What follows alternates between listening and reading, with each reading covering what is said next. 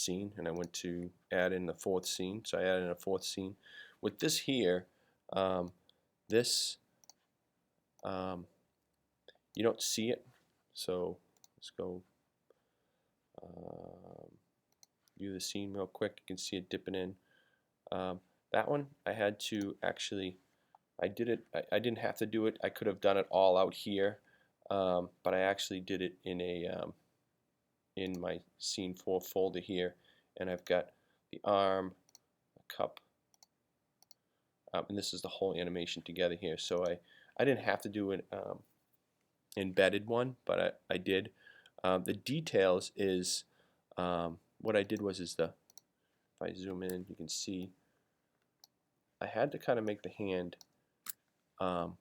with the top part of the hand so that it looked like it was being held.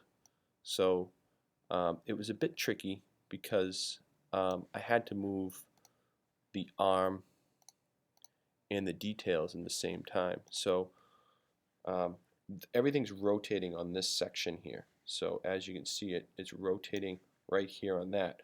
So when I did the details, I had to set that point way out here too. So you can see what I did was I put these two guides here, so I made sure that that dot was way out here, so they rotate on the same axis, right? And then the actual ship rotates on where it's being held over here by the thumb. So I had to put those axis points in certain sections so that you could see it. And then you could see over here I made it kind of the alien ship a little bit. Zoom down a little bit here. Scroll down. You can see it move back and forth. That's these right here. Right, I can hide those.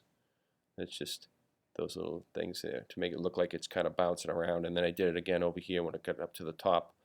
Right, there's a little bit of added motion to it. To go back out to, it takes me to scene 1, but I'm on scene 4. So, and then I just placed all that stuff in there for that. Right, and scene 5. Scene 5 looks like there's a lot of stuff, but that's the sound. That here, that rotation that's happening to that ship there. Where is he? I think it's right here. All I did was you have the guy there, but if I select the path, because I want it to rotate on this path, if you select the path, this properties thing will show up, and I rotated it 9 times. You can change it to be, a bunch of times, or it can just be at 9, or 1 time, or whatever it is that you want it to rotate on. I'm trying to bring it back to 9, where it was. And then you can set if you want it clockwise or counterclockwise. You want it to be, I should have clicked this to be on the path, but it really didn't make a difference because it was just kind of floating through the air, so it didn't have to be exactly on the path. But you can have it so that it's right on the path. So that just makes it rotate. Looks like he's flying. It's flying through the air. And then, I went from there, and then I just created. I didn't create a new scene because it was just a short little video that was here. And then I just added the thing in again. I had to rotate a few more times and then land. And then this part here, these little things here, those are another little animation. So let me click on that. What is that thing called? I forget. Oh, the dust right here. It's just a circle, and all I did was it must be the other one. Dust move. So this one here, all I did was make it grow. I made it grow and I put an alpha, so I did the reverse. I put 100% here, and then on the last one here, this one, the alpha is set to 0. And I just increased the size of it, and I added that alpha to it, so it makes it look like it disappears. So if I go back out to the scene 5, you can see that those things grow. They won't grow here because it's, but then you can always go in here and test the thing to see it kind of work. And it lands and those things grow out. And then I made that. I just took the one saucer and made the saucer grow. And then I put this in the background here, so you got an idea that it was on the beginning scene, that you could see the mountain range in the background. So you can kind of have an idea of how big it grew, that it wasn't just this little small thing anymore. And then all of a sudden it got larger. The last scene here,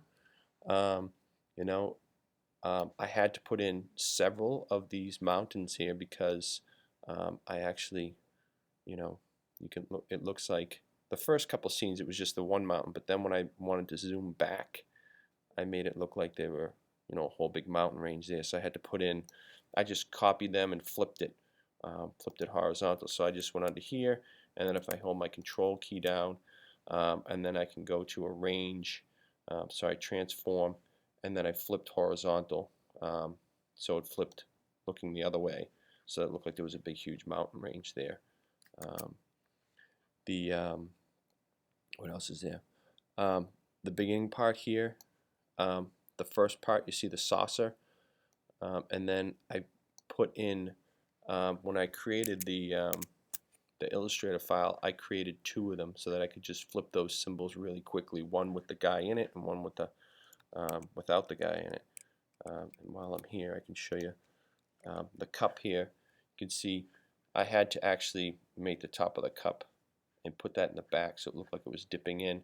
And then the hand, you can see the layers that I have here, the top layers and the bottom layers that are there, so that it shows those things again.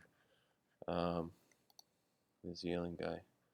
And then you can see that there's different things in there. There's a smile in there. And then I actually was going to try with having him have closed eyes, but I decided not to use it. And I separate everything out, but maybe I could use those things for another thing if I want to use another one, another alien for something. Let's see. And then all I did with this part here is I selected everything, and then I just made it smaller.